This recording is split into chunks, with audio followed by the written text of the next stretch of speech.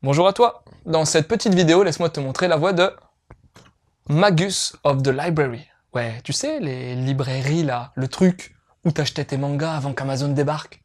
Tu te rappelles?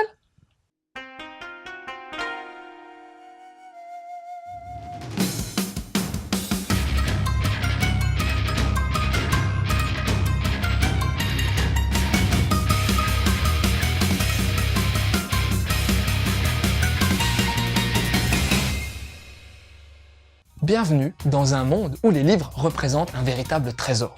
C'est le monde de Shio, un jeune garçon qui, justement, adore se plonger dans les romans d'aventure. Malheureusement pour lui, l'entrée de la bibliothèque de son village lui est interdite. Ben oui, Shio, il est un peu différent. Pas comme nous autres du village d'Amun, quoi. Il a les oreilles pointues et le teint pâle. En plus de ça, il habite dans les quartiers pauvres. Pas de bol pour lui. Alors, pour satisfaire sa soif de lecture, il compte sur la gentillesse de la fille du directeur de la bibliothèque, qui le laisse venir lire en douce. Shio a l'opportunité d'aller à l'école et a pu apprendre à lire grâce au dévouement de sa sœur qui travaille sans relâche pour payer les frais. Voilà le tableau de la vie de notre protagoniste. Il espère qu'un jour, à l'instar de ses histoires favorites, un héros va débarquer au village et l'emmener dans ses aventures. Et voilà Tipa que débarque un groupe de personnes chevauchant de superbes destriers. Il s'agit en fait de demoiselles, des kahunas, qui sont en fait des mages employés par la bibliothèque centrale pour effectuer des missions en province visant la protection des livres et écrits de toute forme. Chacune de ces demoiselles possède une capacité particulière pour œuvrer en ce sens et Shio va avoir la chance de se lier d'amitié avec l'une d'elles en particulier. Voilà le début d'une belle aventure.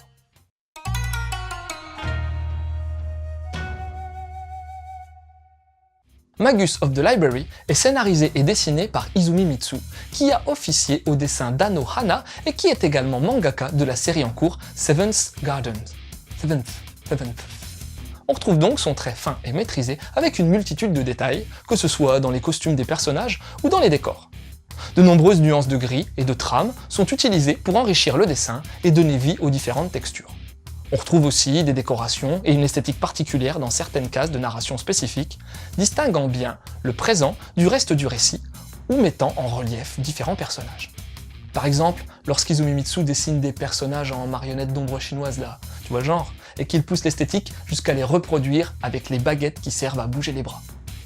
Le design des personnages reste assez commun dans l'ensemble, mais très agréable et exécuté de main de maître. L'usage de détails permet de donner vie à ces derniers et permet également de bien les différencier. La construction des pages est très étudiée et riche. On note des sorties de cases récurrentes et des plans sympas qui apportent un réel dynamisme. Genre un gros plan d'une main qui sort de la case et qui donne un effet intrusif bien amené. Ça surprend le lecteur et aussi notre petit héros. Ce premier volume, sorti chez Kiun, est assez épais, 230 pages environ, et reste dans la lignée de ce que nous a habitué l'éditeur. Donc, pas de surprise et un bon rendu final. Et encore, ici, on a testé que l'épreuve non corrigée pour la presse.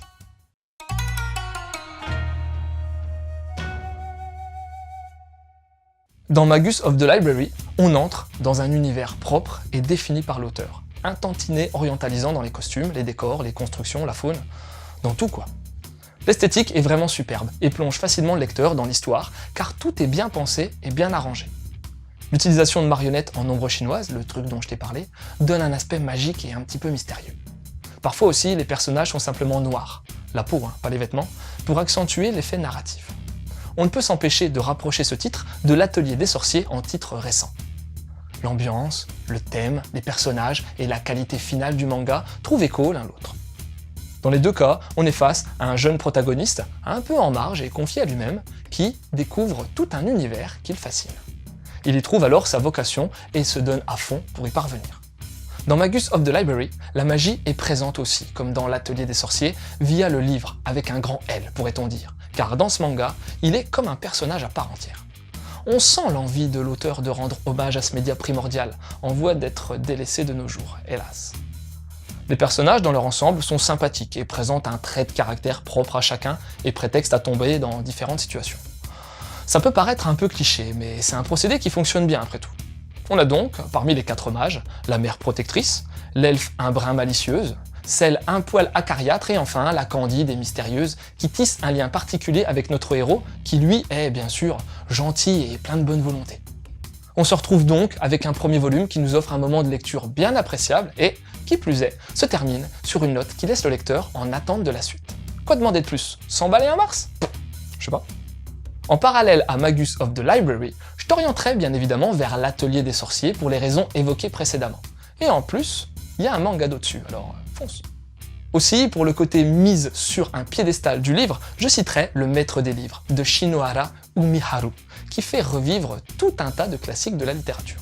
Enfin, Library Wars, Love and War, adapté d'une série de romans d'Arikawa Hiro où des bibliothécaires se battent pour protéger des livres et les lecteurs d'un gouvernement usant carrément d'une armée pour censurer, voire détruire les livres.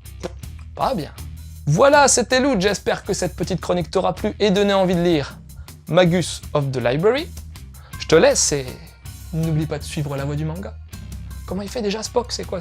Non, c'est pas celui, c'est comme ça. Comme ça.